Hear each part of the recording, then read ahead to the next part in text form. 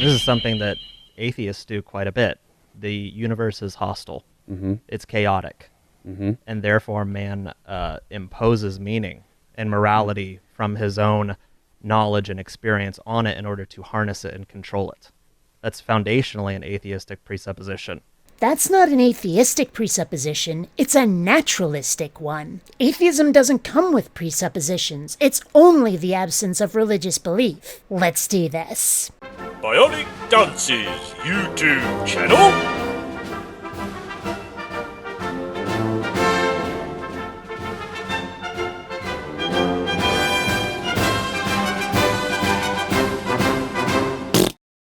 Greetings, fellow space travelers, BionicDance here. One thing I've been noticing is that theists often have difficulty conceiving of a life, of a worldview that isn't at least structured like a religion, and impose that expectation on atheism. But while non-belief in a deity may come with implications, atheism isn't a dogma. It isn't like religion. So trying to claim that atheism comes with presuppositions is at least ignorant, in the most literal, least judgmental sense of the term, if not outright chowder-headed. In the most judgmental sense of that word. Belief and non-belief aren't parallels, and you can't treat them as though they are. Because if the universe isn't the handiwork of a good creator God, who has inherently endowed the creation with purpose, with that meaning, with that morality, and we're to recognize that with his revelation as the source of those things, right? His gracious condescension through his word. If that's not the case, then you have a chaotic universe in which you have to impose meaning upon.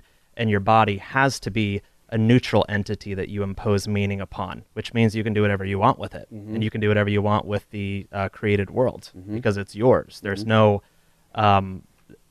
everything becomes contractual, right? Which is where social contract comes from and those things. It's not God creates and therefore this universe bears the mark of the creator. And therefore, he gets to define the terms of how this thing works, right? He tells us, he reveals how the world works and the laws and the structures that Krauss relies on in order to do physics in the first place. God reveals all of that, and so we have to live in accordance with that in order to operate in the field that he is a part of.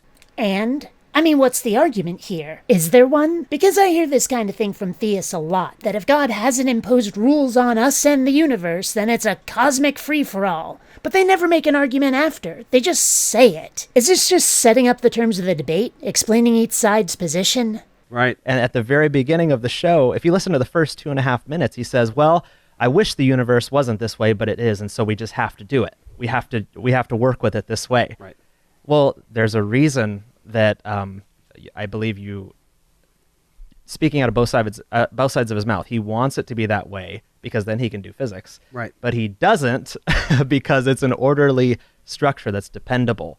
And there's uniformity that he has to depend on in order to do physics. And he might say all day long that it's not faith in order to assume that the future will be like the past. But it is a faith commitment. Mm-hmm. Look, I don't know what Lawrence Krauss show they're talking about. They don't link it. But making any kind of argument about somebody wishing the universe were this way or that way is no argument at all. Unless it's about that person's character. Now, I don't know about you, but I'm not particularly interested in that. I'm much more concerned about the nature of reality, aren't you? And it's no leap of faith to assume that the future will be like the past. It's an extrapolation from known data. It's a probability claim, not a faith claim. When theists are trying to point out atheists using faith, we all know what they're trying to do. They're trying to point out hypocrisy. But what they manage to do is tell us that atheists are just as bad as them. Just as irrational, meaning they're irrational. Whether atheists are or not, it's pretty clear that they know that their position is tenuous at best. So trying to use atheists use faith arguments is just shooting yourself in the foot. And so that's just something I would say jumping off is automatically there's atheistic assumptions smuggled into his explanation of the origins of the universe. Yeah, and you have to recognize it. Yeah, absolutely. And this is really important for those of you guys that are new to this kind of engagement with atheism. This is critical to get. Of course, the smuggling in of the atheistic presuppositions, but also the theft of Christian presuppositions smuggled in as well. Yeah. Excuse me? Aside from taking Lawrence Krauss as some sort of atheist authority, which he's not, but assuming there has to be some sort of atheist priesthood is just another one of those mistakes theists make, exactly which Christian presuppositions are being smuggled in here? Spin on. Maybe they say. Presuppositions that don't belong to Lawrence Krauss. You have to consider for a moment now, not just what's on the surface, what's just being claimed, but you have to get underneath that and ask the question, well, what does this man actually believe about himself and us, others, and the universe itself? He believes that all of us are cosmic accidents. Now stop that. Stop using the word accident. Just because something wasn't deliberate doesn't mean that it's accidental. The universe obviously has some consistency, some order, and with no obvious hand on the steering wheel. So if you want to define accident as an inevitable occurrence due to the action of immutable natural laws, all credit to the Devil's Dictionary by Ambrose Bierce, then okay. But accident implies a mistake, and it implies randomness, and if there is anything that the universe isn't, random tops the list. But until testable data indicating intelligent guidance are produced, we have to assume that everything is the result of the natural, unguided causes that we can test, and which we have thus far found to be consistent. There's no justice above any of us. There's no ultimate meaning and purpose and value to really anything in the universe, much less human beings, which are just one more aspect of this accidental universe. There's no difference between snails, horses, rocks, dogs, and humans in his position. So we are no different than space dust in his position. Now that's just goofy. Of course there are differences between humans and other animals. Biological differences, which may seem like a silly distinction, but biology drives everything from physical ability to cognitive ability, to our perspective on how life ought to be lived. So many things are determined purely from that. What we eat, how we care for our offspring, how we survive weather and disease, how we structure our society, and so forth. I mean, human colonies and ant colonies are not the same now, are they? It's fairly obvious, though, that these people are expecting something more, that we're special in some fashion. And yet, they still haven't made an argument in favor of their worldview. They obviously prefer it, but they seem to think that it's correct because it's better. And that's just not how the universe works. Now, he might want to value human beings, Right. but that's just something, again, like you said, he's imposing upon others. It's a faith commitment that he has in terms of human beings are valuable and, you know, we did things wrong in the past and this is the right way to do things. Who says right and wrong when you believe that you're just the random result of mutations from bacteria to fish to some kind of other land creatures moving your way to African apes, and here you are. So here's all these smuggled in Christian assumptions and presuppositions like human beings have value, dignity, and worth, and truth matters, and we should pay attention to facts and evidence and those sorts of things. We're like, oh, wait, just wait a tick. That's not atheism. The problem here is that theists tend to look at concepts like value or justice and morality as absolutes, as inarguable and objective. But ask most self-avowed atheists, and they'll tell you that these concepts being objective is impossible, that every last one of those is relative, that they're opinions. Which they are. Strand a rich man in the desert for a week and ask him which he'd value more, his billions of dollars or a glass of water. Watch a lion chase a gazelle for food. Is he more right to eat, or is the gazelle more right to live? If you can only save one from a raging fire, do you value the infant, the teenager, the adult, or the senior citizen? Why? Is it unfortunate that we have to rely on opinion and perspective for things like value and justice? Well, yes and no. Some people's laws may hurt us, or others, or both, or neither. What some people consider harm, others may see as no big deal. Yes, it's messy. Yes, we're all improvising. But what if those quite unreasonable laws were imposed upon us by a dictator we can't overthrow? Suddenly opinion and perspective don't look so bad. At least, not when compared with that absolute fascist tyranny anyway. As far as most atheists can tell, that's all we have, and there is nothing Christian about it. If anything, Christianity smuggled in secular values, then declared them to be absolute and divine. Never mind that Christianity wasn't the first religion, nor the first to come up with these concepts. The very idea that these are solely Christian values, even originally Christian values, is ludicrous. You know, what's more valuable, you or them? There's a lot of people today that think that human beings, we should just start killing off our offspring because we've got way too many dang humans in this world. Right. 6 billion humans, it's more like 1 billion we need. So if you're going to have kids, you got to kill those kids because we've got far too many human beings in the world today. And we've got other things in this world that need our affection and our protection. And, you know, for some people in their minds, and this seems so crazy, but it's the truth before God, and you know it. You've heard it. I would think you have at this point. There are people that think that trees are more valuable than humans. And again, there's no argument here beyond one that is implied. But can he really say that he's right and those other people are wrong? How? By what authority? And should we trust that authority? I actually kind of agree that this planet is overpopulated. And without trees, humans can't survive on this planet, so is there a chance we ought to at least value them more than we currently seem to?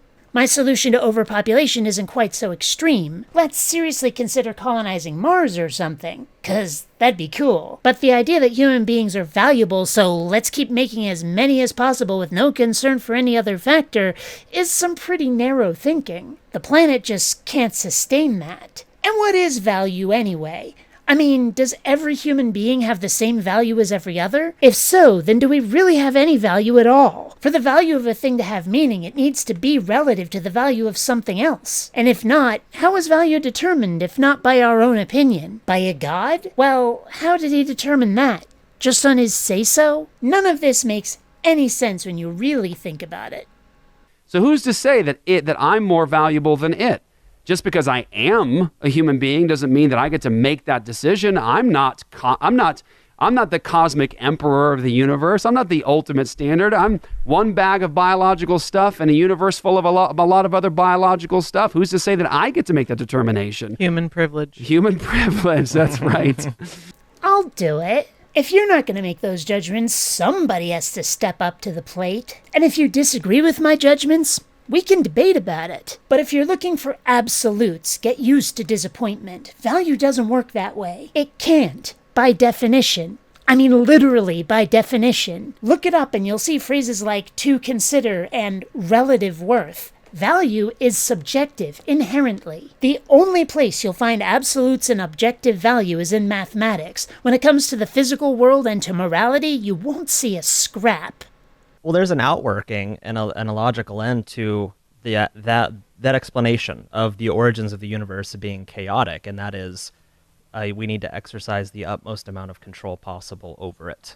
And so that's where you have an enlarged secular state full of all these competing worldviews in which a few people just impose the morality on them to keep everybody in check and try to keep everybody happy, but in the end, it just leads to maximum control because there is no end. There is no cosmic judgment. There is no cosmic justice.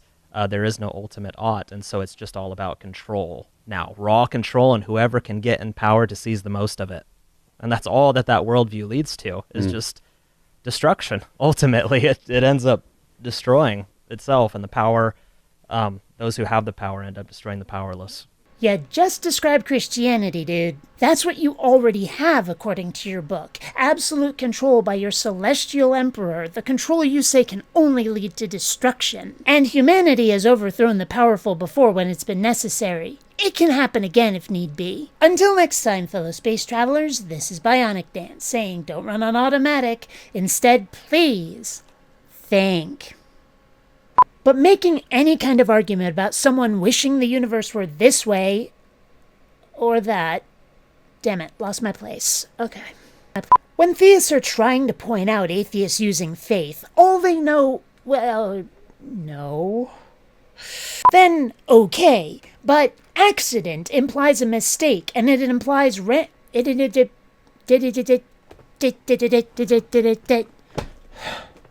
Of course there are differences between humans and But ask most self-avowed. The problem here is that theists tend to look at concepts like value or absolute control by your celestial emperor. Yeah.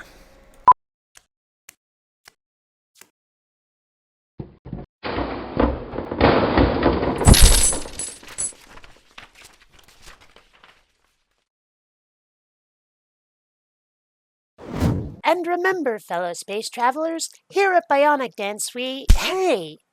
Ow! Stop that! Okay.